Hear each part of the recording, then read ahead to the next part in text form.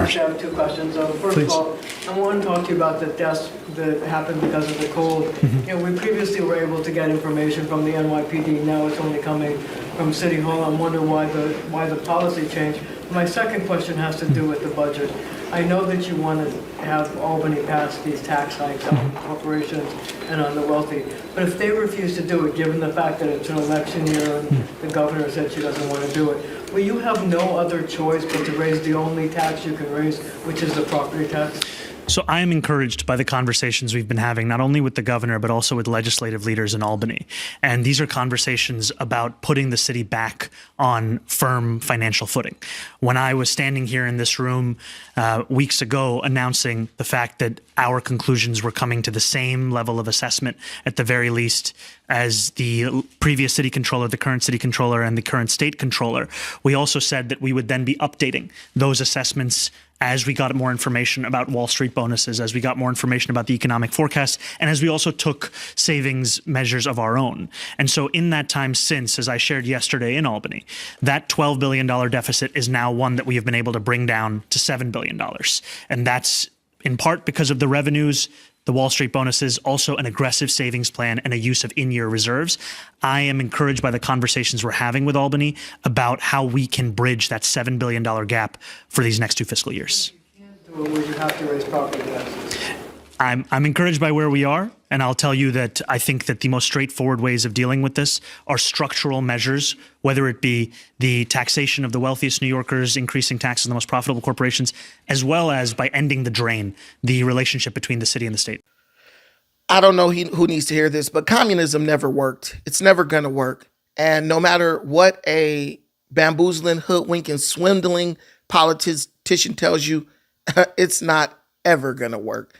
We are getting our second opportunity to watch the abysmal failure of another democratic socialist as they destroy their city by attempting to implement radical socialist policies and then fix the mistake they made by doing none other than exactly what they claimed they wouldn't do, which is tax the poorest, most at-risk, marginalized members of their society. Zohran Mamdani has been caught lying again as he faces the reality that his proposals and his radical policy proposals have succeeded in only one thing, not bringing freebies to the citizens of New York,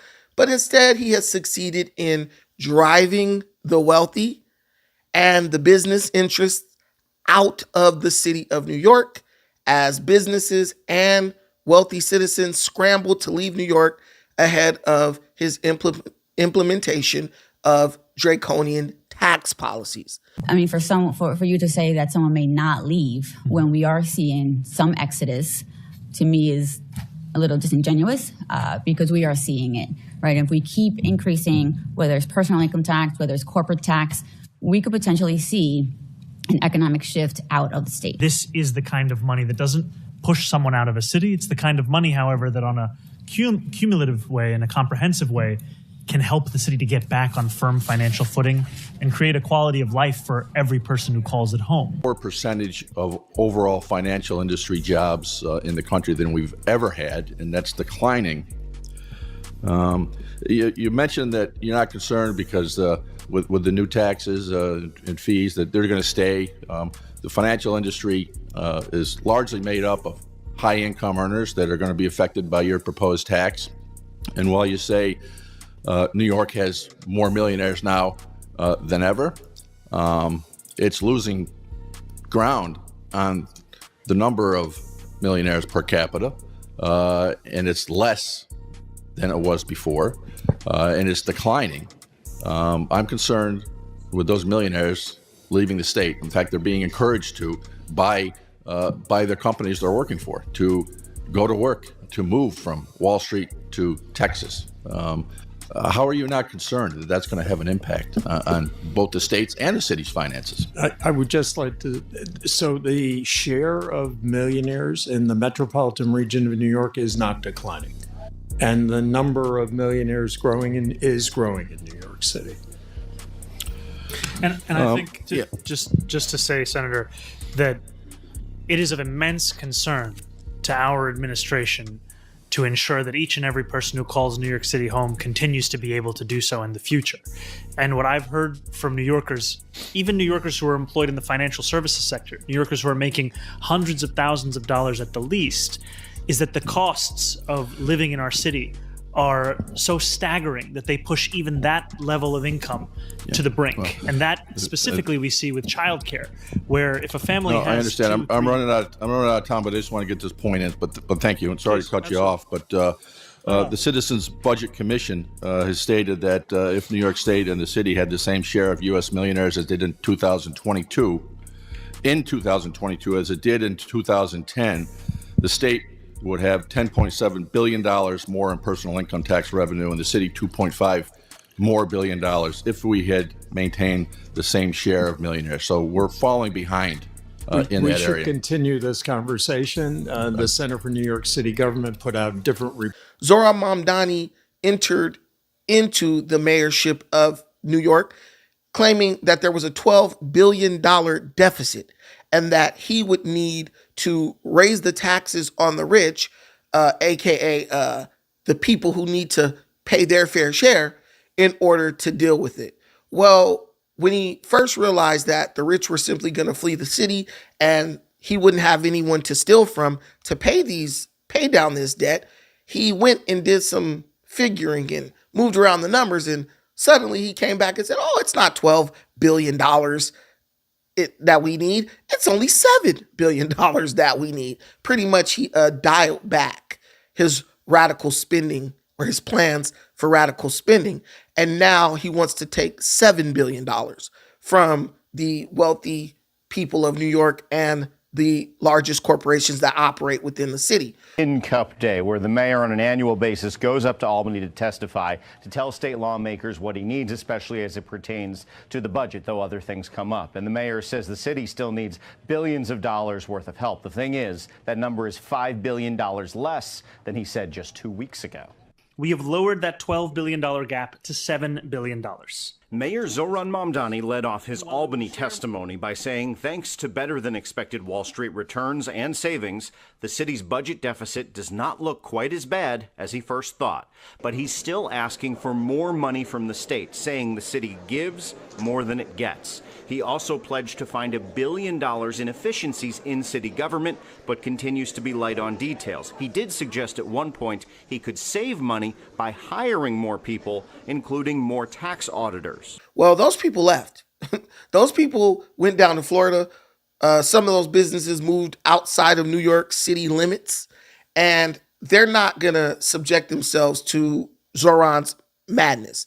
And now that Zohran realizes that he will not be able to impose taxes on them to further his tax and spend policies, he is now looking at Kathy Hochul, the governor of New York, to issue or to basically pass statewide legislation that would heap more taxes upon the wealthiest New Yorkers and the largest corporations that do business within the state. Kathy Hochul is in a re-election year herself, and she is facing some very formidable opposition in her own Lieutenant Governor Antonio Delgado and Representative Elise Stefanik, who many people are saying has the popularity and the record that could very well unseat Hochul as governor of New York. So she's not trying to ruffle any feathers when it comes to the economic situation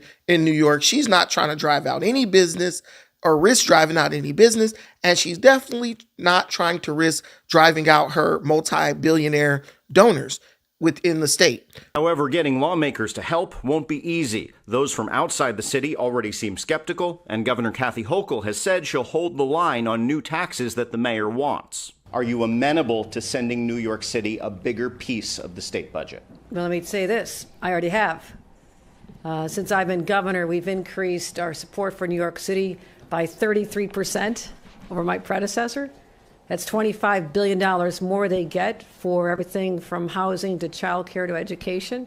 So I have stepped up without anybody having to bend my ear because I know it's the right thing to do to support New York City. So Zohran is pretty much on his own. And the reporter in the video asked a very good question. He asked a question that Brandon Johnson over in Chicago was asked when he tried to pitch the same idea of taxing the wealthy and putting all types of ridiculous taxes on the owners of the major corporations that operate inside of his city, Chicago. And that question was, if these people decide to leave and simply flee the city or flee the state, who then will carry the tax burden that will be imposed when Zohran Mamdani implements his ridiculous socialist ideas, his agenda? Well, Zohran doesn't want to answer that. Zohran wants to beat around the bush and engage in spewing nothing but big heaping bowls of word salad. He is more eloquent than someone like Kamala Harris or Andrea Ocasio-Cortez, but he definitely isn't saying anything more than what they're saying when they start passing around the word salad. Zohran, yes, if the rich leave New York, yes, if the corporations leave New York City, will be forced to raise taxes, property taxes on New Yorkers, both rich and poor alike. That's what he should say, because that would be the honest thing to say. But he can't say it because if he says that before he gets this budget passed, it'll be dead in the water and no one will vote for it or support it. So what he has to do is he has to continue to lie and just hope that the people of New York are so emotional or just so lacking in their ability to pay attention to what he's actually saying that they will support what he's doing even at their own peril. We all know what's going to happen. Zohran is going to do the same thing Brandon Johnson had to do, which is raise the property taxes on the poorest citizens of New York City.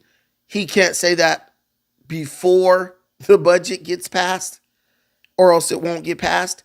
But once it gets passed, we know that that is what's coming.